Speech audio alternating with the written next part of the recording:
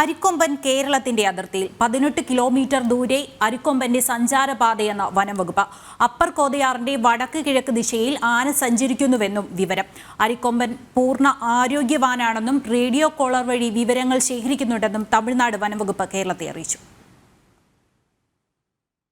Upper കോതയാറിന്റെ വടക്ക് കിഴക്ക് ദിശയിലേക്കാണ് അരിക്കൊമ്പന്റെ സഞ്ചാരപാത. കേരള തമിഴ്നാട് അതിർത്തിയിൽ നിന്നും 18 കിലോമീറ്റർ മാറിയാണ് ആന സഞ്ചരിക്കുന്നത്. അരിക്കൊമ്പനിൽ ഘടിപ്പിച്ചിട്ടുള്ള റേഡിയോ കോളറിൽ 91% 9 ചാർജ് ഉണ്ട്. ആന പൂർണ്ണ ആരോഗ്യവാനാണെന്നും വനം വകുപ്പ് വിശദീകരണം നൽകുന്നു. ഈ മാസം 8, 9, 10 തീയതികളിലെ വിവരങ്ങളാണ് തമിഴ്നാട് സർക്കാർ കേരള വനം വകുപ്പിന് കൈമാറിയിട്ടുള്ളത്.